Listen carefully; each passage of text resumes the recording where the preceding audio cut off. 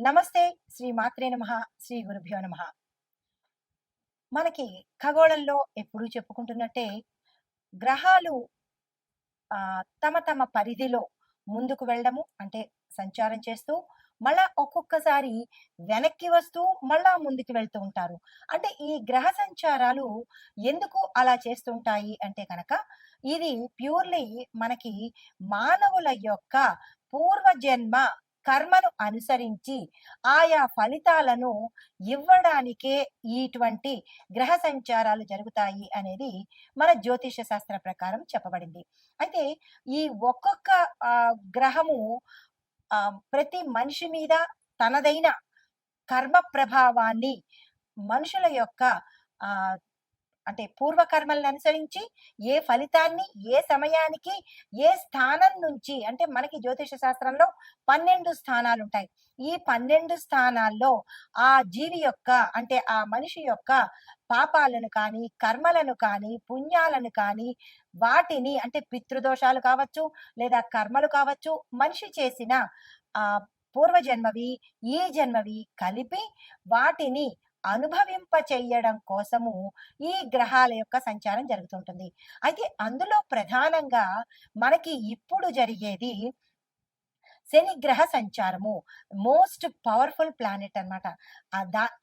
దాంతో పాటు అన్నీ అనుగ్రహించే మంచి గ్రహము శని గ్రహము. అనగా శని భగవానుడు ఆయుష్‌నిస్తాడు, ఆరోగ్యాన్ని ఇస్తాడు. మంచిగా మసలుకుంటే పాపకర్మలను తుడుచుకునేందుకు, అనుభవించేందుకు తగిన శిక్షలను కూడా శని భగవానుడు అందజేస్తాడు. అయితే ఏ గ్రహము చెడు కాదు. ఏది నష్టాన్ని కలగజేయదు. అది కొంతమందికి మంచి చేస్తూ, మరికొంతమందికి చెడు ఎందుకు చేస్తోంది అంటే గనక, ఆయా మనుషుల యొక్క చేసుకున్న కర్మ ఫలితాలను మాత్రమే గ్రహాలు అందిస్తూ ఉంటాయి. ఆ పరిక్రమణలో భాగంగా మనకి జ్యోతిష శాస్త్రంలో శని భగవానుడికి అత్యంత ప్రత్యేకమైన స్థానాన్ని ఇచ్చారు. ఆయన కర్మ ప్రదాత అంటే శనిదేవుడు సహనానికి పరీక్ష పెట్టడమే కాకుండా సహనాన్ని కూడా అనుగ్రహింపజేస్తాడు. అయితే ఈ శని తలుచుకుంటే ధనికుడు, అపర కుబేరుడు కూడా అంటే మిలియనీరు, ట్రిలియనీరు కూడా తెల్లారేపాటికి క్షణమాత్రంలో నిరుపేదని చేస్తాడు.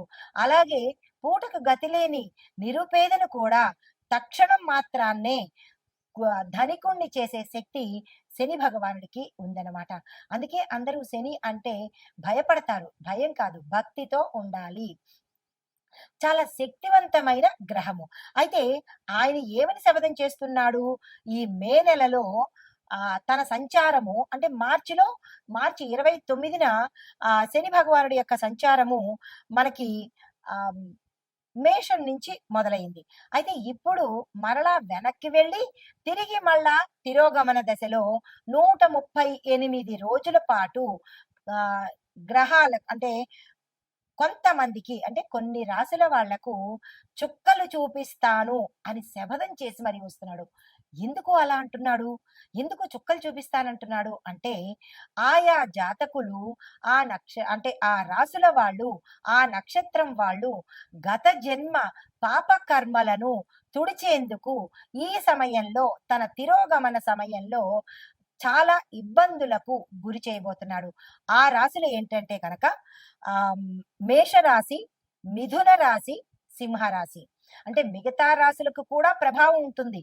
కానీ ఈ మేష, మిథున, సింహరాశుల వాళ్లకు చాలా చాలా చాలా గడ్డు కాలము, చాలా కష్టాలు పడవలసిన సమయము ఈ 138 రోజుల పాటు. అయితే క్లుప్తంగా చెబుతాను మేషరాశి వారికి, మిథున రాశి వారికి, సింహరాశి వాళ్ళకి. మరలా నేను చాలా ఏ రంగాల వాళ్లకు ఎలా ఉండబోతోంది అని చాలా వివరంగా మీకు తెలియపరుస్తాను. అయితే ముందుగా మేషరాశి వారికి ఈ శని తిరోగమన సంచారం వల్ల జాతకులకు విపరీతమైన కష్టాలను ఇవ్వబోతున్నాడు. ఏ పని చేసినా అవ్వకపోవడము, విఘ్నాలు కలగటము ఇలాంటివి చాలా కష్టకాలము, గడ్డు కాలము ఈ మేషరాశి వాళ్ళకి.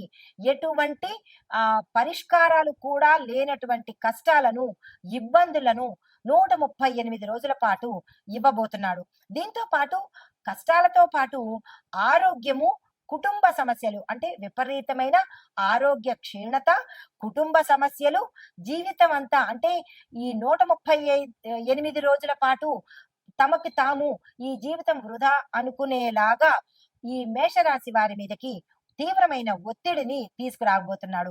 తర్వాత మిథున రాశి వారికి కూడా ఈ తిరోగమన సమయంలో 138 రోజుల పాటు తీవ్రమైన కష్టాలు పడనున్నారు. ఈ సమయంలో వీరికి ఉద్యోగాల్లో ఇబ్బందులు, ఉద్యోగస్తులకు అయితే కెరియర్‌లో ఇబ్బందులు, కొంతమందికి నష్టాలు ఉండడము, తర్వాత జీవితంలో కొన్ని ఇబ్బందులు కలగడము, ఆరోగ్యపరంగా వీరికి ఎటువంటి ఇబ్బందులు లేవు కానీ మిగతా నష్టాలను కలగజేయబోతున్నాడు. జాగ్రత్తగా ఉండవలసిందిగా చెప్పడమైంది. అయితే కొంతమంది కొన్ని నక్షత్రాల వాళ్ళు అనగా మిథున రాశిలో ఉండే అన్ని నక్షత్రాల వాళ్ళకి ఇది వర్తింపదు. కొన్ని నక్షత్రాల వాళ్ళకి మాత్రమే ఈ కష్టాలతో పాటు అనారోగ్యాన్ని కూడా అందించబోతున్నాడు. జాగ్రత్తలు తీసుకోండి. తరువాత సింహరాశి అంటే నేను ముఖ్యంగా 3 రాశుల గురించి ప్రత్యేకంగా చెబుతున్నాను. తదుపరి మరలా అన్ని రాశుల గురించి వివరంగా తెలియపరుస్తాను. అయితే సింహరాశి వాళ్ళకి ఈ శని తిరోగమనం వల్ల 138 రోజులు నష్టాలను, ఆస్తి నష్టాలు, ఆరోగ్య నష్టాలు, ఉద్యోగ నష్టాలు, తీవ్రమైన సమస్యలు ఎక్కువగా ఇబ్బందులు పెట్టేటట్టుగా ఈ అంటే ఏ పని చేసేదానికి ముందుకెళ్లకుండా ఇంకా ఒకటని కాదు, రెండని కాదు తీవ్రమైన కష్టాలను ఈ 3 రాశుల వాళ్ళు ఎక్కువగా 138 రోజుల పాటు అనుభవించే దిశగా శని భగవానుడు ఛాలెంజ్ చేసి మరీ వస్తున్నాడు. దానికి తగ్గ పరిహారాలు, సూచనలు నేను చెప్తాను. మీరు భయపడకండి. ధైర్యంగా ఉండండి. మంచి కర్మలను చేసుకుంటే శని భగవాన్ నుండి ప్రసన్నం చేసుకోవడం చాలా సులువు. దానికి భయపడి మనం ఏమీ చేయకుండా ఉంటే, చెడు కర్మలు చేస్తూ పోతూ ఉంటే ఇంకా ఎక్కువగా ఇచ్చే ఒకటి దగ్గర 100 కష్టాలు ఇస్తాడు. కాబట్టి మీరు భయపడకుండా భక్తితో శని భగవానుడికి ఏం చేస్తే మంచిదో నేను చెప్తాను. ఆ ప్రకారంగా చేసుకునే ప్రయత్నం చేసుకోండి. అయితే ఈ శని భగవానుడు 138 రోజులు తన తిరోగమన సంచారంలో ఒక మనుషులకే కాదు చాలా రకాల వ్యవస్థల మీద తనదైన ప్రతాపాన్ని చూపిస్తున్నాడు. అయితే ముందుగా ఆర్థిక విభాగంలో ఎలాంటి ప్రభావము, ఆర్థిక విభాగం అనగా ఎకానమీ విషయంలో శని తిరోగమనము ధన భావంలో అనగా 2వ స్థానంలోను అంటే 2వ స్థానంలో ధనభాగం అంటే లాభాన్ని ఇస్తున్నాడు. తర్వాత 11వ భావంలో కూడా మంచి లాభాలను ఇవ్వబోతున్నాడు. అయితే ఈ దీనిలో భాగంగా కూడా కొంత ప్రతికూలతను అంటే మంచి ధనము, లాభము ఇస్తూ కూడా కొంత ప్రతికూలతను కలగజేస్తున్నాడు. దీని యొక్క ప్రభావము ఆర్థిక విభాగం మీద ఎలా ఉండబోతోందంటే స్టాక్ మార్కెట్ లో తీవ్రమైన ఒడిదుడుకులు అంటే బిఎస్సి, ఎన్ఎస్సిలలో అస్థిరత ఉంటుంది. స్థిరత్వం ఉండదు. అటు ఇటుగా కదులుతూ ఉండడము, ఒకసారి ఎక్కువ ఒకసారి తక్కువ, అనిశ్చిత, అస్థిరత 2 కలుగుతున్నాయి. అయితే విదేశీ పెట్టుబడులు ఎఫ్డిఐ క్షీణత చెందుతాయి అంటే తగ్గిపోతూ ఉంటాయి. తర్వాత రూపాయి విలువ డాలర్తో పోలిస్తే పడిపోయే అవకాశం కూడా ఈ 138 రోజుల్లో చాలా ప్రస్ఫుటంగా కనబడుతోంది. అయితే బడ్జెట్ లో వ్యయం ఎక్కువ అవుతుంటాయి అంటే ఎక్కువగా ఖర్చులు అయ్యే అవకాశము, ఆదాయము తక్కువ అయ్యే అవకాశము. అంటే మనుషులకే కాదు ఈ శని ప్రభావము దేశం మీద అన్ని రంగాల మీద పడబోతుంది అనమాట. అయితే దేశం మీద ఇలాంటివి పడబోతున్నాయి. దీంతో పాటు ప్రభుత్వానికి అప్పు భారము ఎక్కువైపోయే అవకాశం కనబడుతోంది. గోల్డ్, రియల్ ఎస్టేట్ మార్కెట్ లో కాస్త పెరుగుదల ఎక్కువ ఉండడంతో పాటు ద్రవ్యోల్బణ భయం కూడా ఈ సమయంలో కలగబోతోంది. అయితే బ్యాంకింగ్ రంగంలో కొన్ని మార్పులు, చిన్న చిన్న బ్యాంకులు విలీనమైపోతాయి అంటే చిన్న చిన్న బ్యాంకులన్నీ మర్జ్ అయిపోతాయి అన్నమాట, కలిసిపోతుంటాయి. అయితే దీనికి మనం సూచన ఏం చేసుకోవాలి అంటే కనుక ప్రభుత్వానికి విత్త వ్యవహారాలు అంటే డబ్బుతో కూడినటువంటి వ్యవహారాలు చాలా చేయవలసిన అవసరం ఈ సమయంలో ఉంది. నూతన పెట్టుబడుల మీద ప్రత్యేకమైన దృష్టి ప్రభుత్వం తెచ్చుకోవాలి. తరువాత రక్షణ విభాగం మీద ఎలాంటి ప్రభావము అంటే డిఫెన్స్ అన్నమాట. దీని మూలకంగా శని తిరోగమనంలో సైనిక స్థిరత్వ భవనాలను అంటే భావాలను ప్రభావితం చేస్తుంది. అంటే సైనికులలో స్థిరత్వ భావాలను కలగజేస్తుంది. దీని యొక్క ప్రభావం ఎలా ఉండబోతోంది అంటే గనక సరిహద్దు ప్రాంతాలలో అంటే ఎల్ఓసి LAC అంటే ఈ ప్రాంతాలలో అప్రమత్తత పెరుగుతుంది. అంటే ఆ ప్రాంతాలు చాలా అలర్ట్ అవుతాయన్నమాట. ఇప్పటికే అలాంటివి జరిగాయి. ఇంకా జరగబోతున్నందుకు దేశం మనకి ప్రత్యామ్నాయాలు తీసుకుంటుంది. రక్షణ కూడా కల్పిస్తుంది. ప్రజలు భయపడాల్సిన పని లేదు. అయితే పాకిస్తాన్, చైనా దేశాలతో చర్చలు జరిపే అవకాశము ఎక్కువగా కనబడుతోంది. ఈ విషయం ఆల్రెడీ దీనికన్నా ముందు మనకి అర్థమైపోయింది కదా! అంటే జ్యోతిష్యము నమ్మకమైన శాస్త్రం ఇది. ఆషామాషీది కాదు. జరగబోయేది చెప్పేదే జ్యోతిష్యం అనమాట. దీన్ని కొంతమంది ఏంటిలే అని ట్రాష్ అని తీసేస్తుంటారు. మనకి ప్రత్యక్ష నిదర్శనాలు కనిపిస్తున్నాయి కదా! నమ్మక తప్పదు. నమ్మాలి. అయితే చిన్నిపాటి సంఘర్షణలు కూడా జరిగే అవకాశాలు గోచరిస్తున్నాయి. అయితే దేశీయ రక్షణ పరిశ్రమ అంటే మీడియా ఇనిషియేటివ్ కొన్ని బలహీనతలు బయటపడే అవకాశం కనబడుతోంది. అయితే సైనిక వ్యయాలు అంటే సైనికుల్ని మనం తెచ్చుకోవడం కోసం కొంత ఖర్చులు పెట్టవలసిన అవసరం కూడా ఈ సమయంలో కనబడుతోంది. మరి దీనికి సూచన ఏం చెయ్యాలి అంటే కనుక రక్షణ రంగానికి బలమైన మద్దతును ఇవ్వాలి. వాళ్ళని బలోపేతం చెయ్యాలి. వాళ్ళని సపోర్ట్ చెయ్యాలి. సరిహద్దు ప్రాంతాల్లో ముందస్తు జాగ్రత్తలు తప్పనిసరిగా తీసుకోవాలి. అయితే ఇది రక్షణ విభాగానికి. మరి వ్యవసాయ విభాగానికి ఎలాంటి పరిణామాలు వస్తున్నాయి అంటే దీనికి మూల కారణము వృషభము, కర్కాటక స్థానాల్లో అంటే వృషభ రాశిలోను, కర్కాటక రాశిలోను శని తిరోగమనం ప్రభావము అంటే తిరోగమనం చేస్తున్నాడు అనమాట. మేషం నుంచి వృషభానికి ఇప్పుడు వస్తున్నాడు. వృషభము, కర్కాటకము మళ్ళీ ఈ రెండిట్లోంచి తిరోగమనం చేయడం వల్ల ఏమవుతోంది? దాని యొక్క ఫలితాలు వర్షపాతము అసమతుల్యతగా ఉంటుంది. అంటే కాసేపు ఎక్కువగా వర్షం రావడము, కాసేపు తగ్గిపోవడము. వర్షపాతంలో వర్షాలు పడేదానిలో కరెక్ట్ గా ఇది అని ఎదమిద్దంగా ఉండదన్నమాట. కొన్ని ప్రాంతాల్లో వర్షాలు ఎక్కువ, కొన్ని ప్రాంతాల్లో అసలు వర్షాలే ఉండవన్నమాట. అయితే ఖరీఫ్ పంటలకు ఇది మిశ్రమ ఫలితాలు ఇచ్చే సమయము. ధాన్యము, పప్పు దినుసులు కొద్దిగా ధరలు తగ్గే అవకాశం కూడా కనబడుతోంది. అయితే రైతులకు రుణభారాలు పెరిగిపోయే అవకాశం ఉంది. రైతులు చాలా జాగ్రత్తగా ఈ 138 రోజులు చాలా చాలా చాలా జాగ్రత్తగా వ్యవహరించుకోవాలి. అయితే ప్రభుత్వం మద్దతు ధరలు పెంచే ప్రయత్నం కూడా చెయ్యవచ్చు. ప్రభుత్వం కూడా ధరలు పెంచే ప్రయత్నాలు చేస్తోంది. అయినప్పటికీ నిరాశ చెందకండి. దీనికి సూచన ఏంటంటే సాగునీటి ప్రణాళికలను మనం బలోపేతం చేసుకోవాలి. దీంతో పాటు బీమా కార్యక్రమాలు అంటే ఇన్సూరెన్స్లు ఇంకా ఎక్కువగా ముందుకు తీసుకెళ్లి బలోపేతం చేసుకోవాలి. అయితే తర్వాత మనకి న్యాయ వ్యవస్థ మీద అంటే జ్యుడిషియరీ మీద ఎలాంటి ప్రభావం చూపిస్తోందంటే దీనికి మూల కారణం ఏమిటి అంటే శని తిరోగమనము న్యాయస్థానం సంబంధించిన స్థానంలో తన యొక్క ప్రభావము ఎక్కువగా చూపిస్తోంది. ఆ ప్రభావం మూలకంగా ఏం జరుగుతుంది అంటే కొన్ని కీలకమైన కేసుల తీర్పులు ఆలస్యం అవుతాయి. అంటే మోస్ట్ ఇంపార్టెంట్ కేసులు ఏవైతే ఉంటాయో ఆ కేసులు జాప్యం జరిగి డిలే అయ్యే అవకాశం కనబడుతోంది. కొన్ని సంచలన తీర్పులు హై ప్రొఫైల్ కేసెస్ ని జాతీయ చర్చకు దారితీస్తాయి. న్యాయ సంస్థల పట్ల ప్రజల నమ్మకం కొంత లోటు అంటే ప్రజలకి నమ్మకం కూడా తగ్గిపోయే ప్రమాదము ఈ సమయంలో కనబడుతోంది. సూచన అంటే దీనికి మనం ఏం చేయాలి? న్యాయ ప్రక్రియను ఫాస్ట్ గా చేయాలి. అంటే దీన్ని కొన్ని సంవత్సరాల పాటు అలా పొడిగించకుండా గతంలో అనేవాళ్ళు అట్లాంటి నానుడి ఇప్పుడు చెయ్యకుండా ఈ కేసు వచ్చిందంటే దాని పరిణామము అంటే ఆ కేసుని త్వరితగతిన క్లోజ్ చేసేటట్టుగా చేస్తేనే ప్రజలకు న్యాయ వ్యవస్థ మీద నమ్మకం పెరుగుతుంది. తరువాత ఈ నమ్మకం పెరగడం కోసం తక్షణ చర్యలు తీసుకోవాలి. తర్వాత వాతావరణం మీద ఈ శని ప్రభావం ఎలా ఉండబోతోందంటే ఈ శని తిరోగమనము వాతావరణం మీద కూడా తీవ్రమైన ప్రభావాన్ని చూపిస్తున్నాడు. అవి ఎలాంటి ప్రభావాలంటే కనుక అకస్మాత్తుగా మిడిమిడి వర్షాలు, కొన్ని పూర్తిగా కూడా కాదు, సగం సగం వర్షాలు, అటు ఎండ ఇటు వాన రెండు కలిపి ఉండేటట్టుగాను, పశ్చిమ మరియు తూర్పు తీరాల్లో తుఫాన్లు వచ్చే అవకాశం చాలా ఎక్కువగా కనపడుతోంది. అయితే కొన్ని చోట్ల తీవ్రమైన వడగండ్ల వానలు కూడా పడే అవకాశం కనబడుతోంది. హిమాలయ పరిసర ప్రాంతాల్లో, నార్త్ ఇండియా ప్రాంతాల్లో మంచుగడ్డలు ప్రవాహంలాగా వచ్చే అవకాశం కూడా కొన్ని చోట్ల కనబడబోతోంది. జాగ్రత్తలు తీసుకోండి. అయితే కొన్ని రాష్ట్రాల్లో ఉష్ణోగ్రతలు సాధారణ స్థాయికి మించిపోయి వస్తాయి. 44ని దాటి 50ని టచ్ చేసి 51 దాకా వెళ్ళే అవకాశాలు కూడా కొన్ని చోట్ల కనబడబోతున్నాయి. జాగ్రత్తలు తీసుకోండి.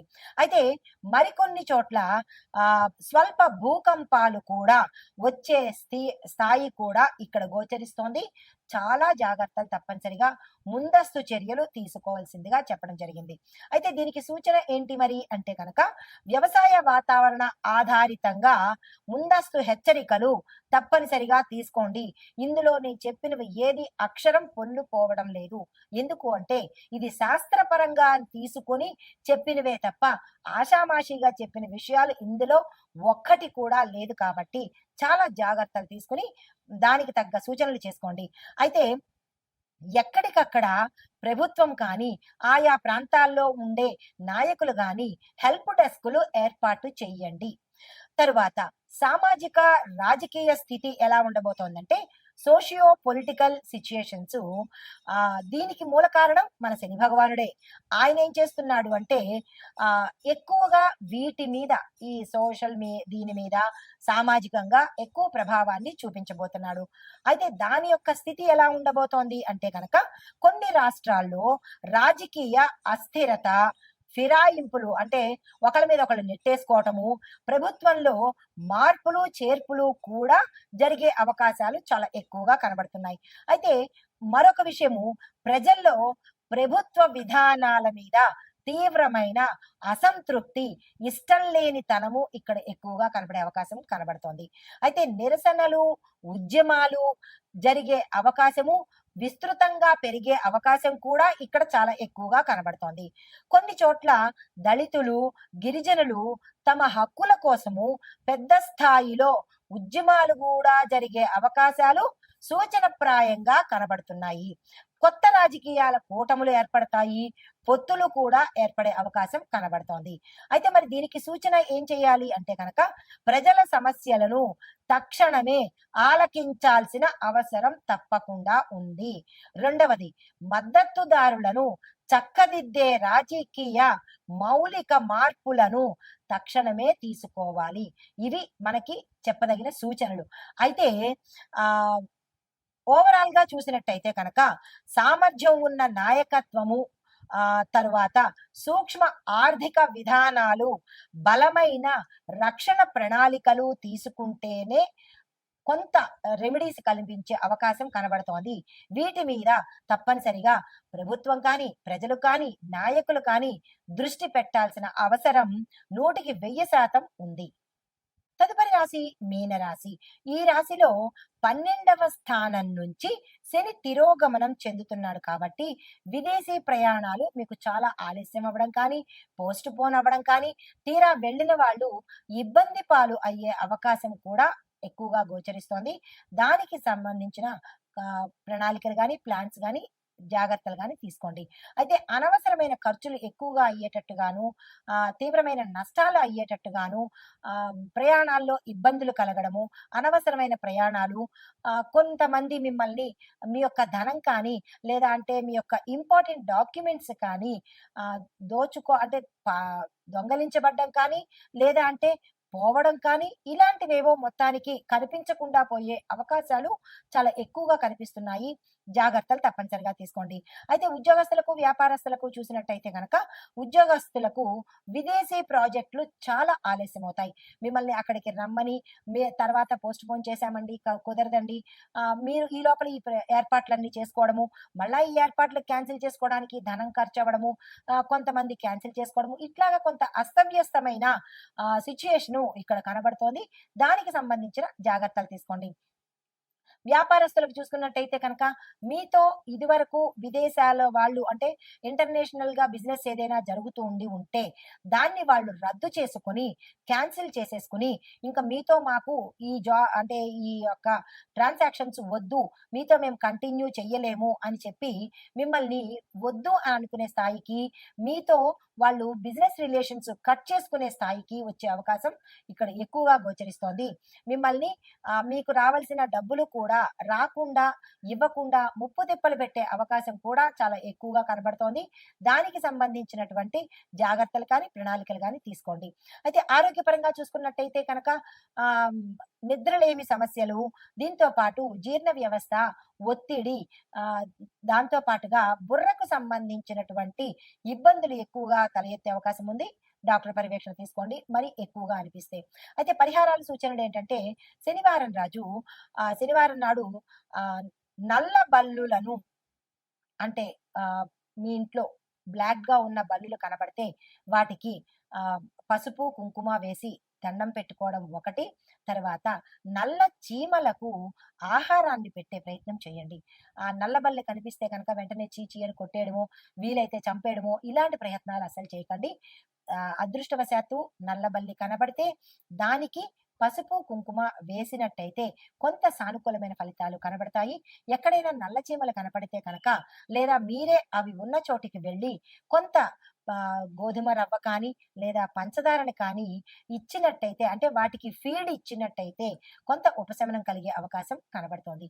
ఇది ఈ రాశిలో ఉండేవారికి చెప్పదగిన గోచారరీత్యా ఫలితాలు, పరిహారాలు, సూచనలు. అయితే ఇక్కడ ఓవరాల్ గా చెప్పవలసింది ఏంటంటే ఈ సమయంలో ఈ అన్ని రాసుల్లో ఉన్న వాళ్ళకి అంటే మేషాది ద్వాదశ రాశుల్లో ఉండే వాళ్ళకి వివాహ ప్రయత్నాలు ఏవైనా చేస్తున్నట్టయితే కనుక ఈ 138 రోజుల్లో మేము వివాహం చేస్తాము, వివాహాన్ని ముహూర్తాలు పెట్టుకున్నాము అని అంటే కనుక అవి కొంత దెబ్బతినే అవకాశం కనబడుతోంది.